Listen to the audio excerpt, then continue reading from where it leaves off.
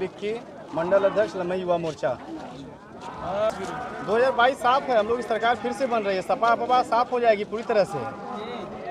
लेकिन वही प्रियंका का सही। अब आप कांग्रेस की बात कहाँ करते हैं, कांग्रेस बिन पेनी की लोटा हो गई है, हम लोग के आगे वो कुछ नहीं रह गई है। काफी भीड़ थी उनकी रैली में। मोदी जी से अधिक भीड़ नहीं थी। मोदी जी से ज़्यादा नहीं थी, लेकिन नहीं, ऐसी कोई बात नहीं है। आप आज का भीड़ देख के आपको समझ में आएगा, ये पैगाम पूरे देश में पहुंच चुका होगा आपके माध्यम से कि अगले पार्टियों का हौसला जो थोड़ा थोड़ा उभर रहा था वो पस्त हो जाएगा फिर से, इतनी भयंकर रैली देखकर। लेकिन महंगाई और बेरोजगारी का मुद्दा ऐसा है जिसपे विपक्षी पार्टियां लगातार घिर रही हैं। क्या इससे पहले महंगाई और वो नहीं थी क्या? विपक्षी पार्टियां जब कांग्रेस की सरकार थी तो महंगाई नहीं थी। लेकिन भाजपा ने महंगाई घटाने की और रोजगार देने की बात कही थी। विकास दिख रहा है सबको। आज आए हम मोदी जी उद्घाटन करने के लिए, कई करोड़ शिलान्यासों का उद्घाटन किया मोदी जी ने, विकास दिख रहा है। योगी जिंदाबाद जिंदाबाद जिंदाबाद मोदी योगी जिंदाबाद जिंदाबाद जिंदाबाद नरेंद्र मोदी जिंदाबाद जिंदाबाद जिंदाबाद मोदी योगी जिंदाबाद जिंदाबाद जिंदाबाद मोदी योगी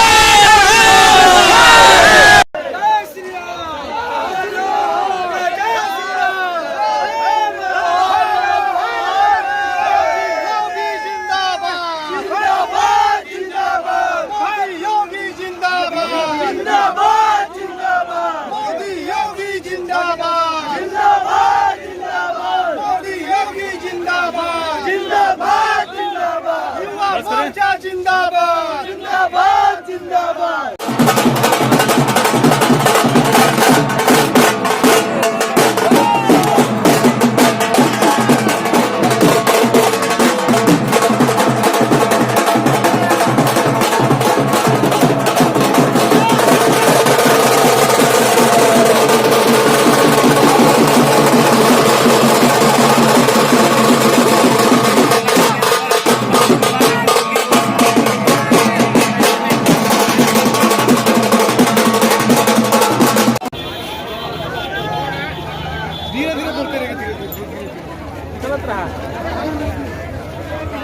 ठीक है चलिए,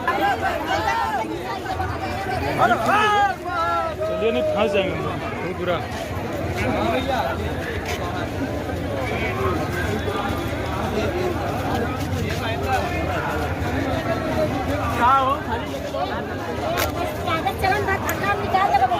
कौन है?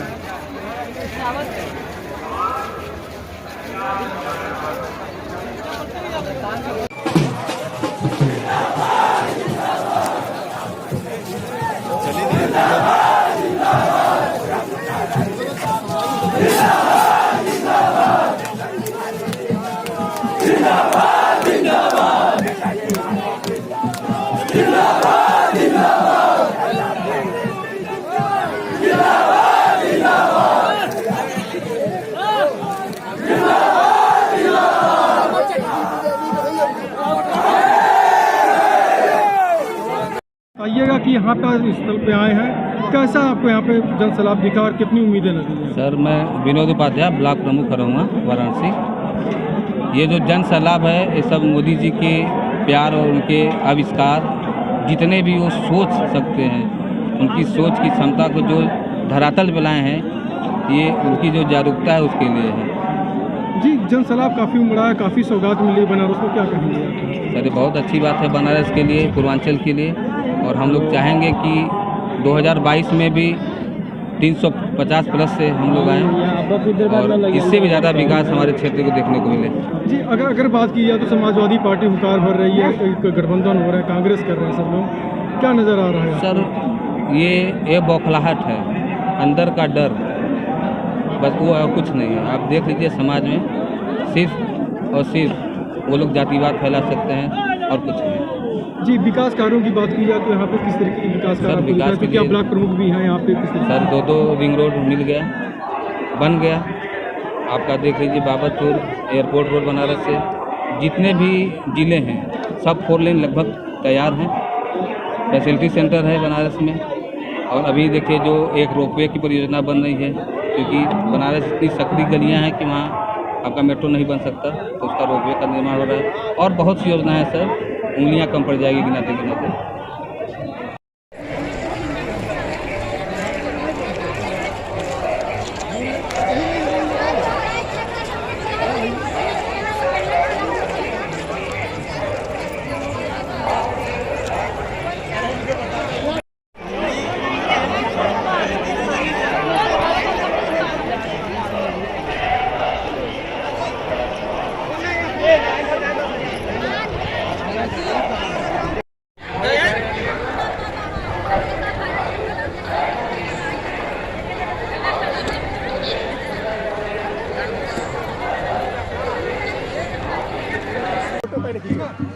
जी, अपना परिचय बताइए। मेरा नाम शेख मोहम्मद आसिफ है।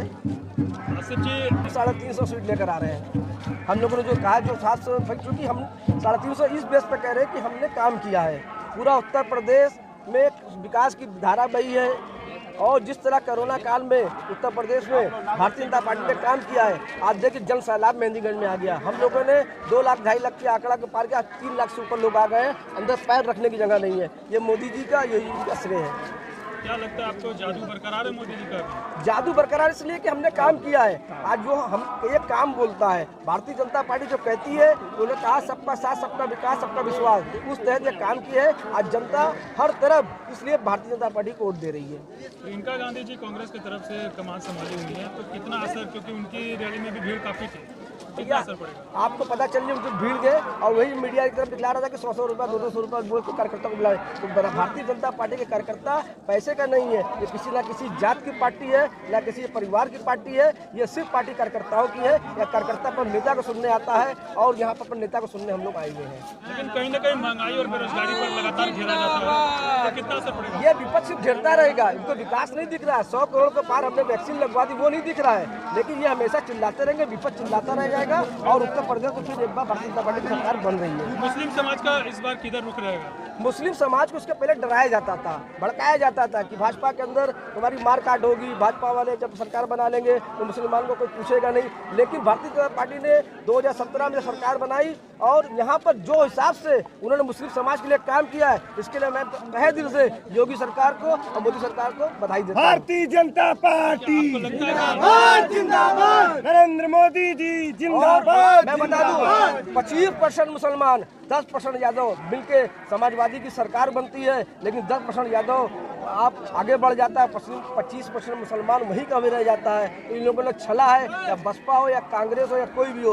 लेकिन भारतीय जनता पार्टी को मुस्लिम समाज वोट नहीं के बराबर देता था। लेकिन आज पूरी तरीके से मुस्लिम समाज ये समझ चुका है कि हमारा फ्यूचर, हमारा विकास भारतीय जनता पार्टी के साथ है। इसलिए हम लोग सारे समाज के लोग आज 5,000 से 10,000 के मुस्लिम समाज के लोग यहाँ पर आए हुए हैं अब मोदी जी के साथ। ओवैसी की पार्टी कितनी सीटें निकालेगी? ओवैसी की पार्टी पूरे जितनी भी सीटों में लड़ी, जमानत जब्त हो जाएगी। कोई मुस्लिम के साथ नहीं है। वो एक हैदराबाद से आए हैं मुस्लिमों का वोट काटने के लिए, लेकिन मुस्लिम हमको समाज में एक भी वोट उनको नहीं देगा। भाई दूसरी तरफ छोटी छोटी पार्टियां मिलकर भी सरकार बनाने की कोशिश कर रही है, समाजवादी पार्टी से टाई अप कर रही है, वो कितना असर करेगा? वो टाई अप करती रह जाएगी। हम सरकार बनाए थे 2017 में, 2022 में बनाएंगे।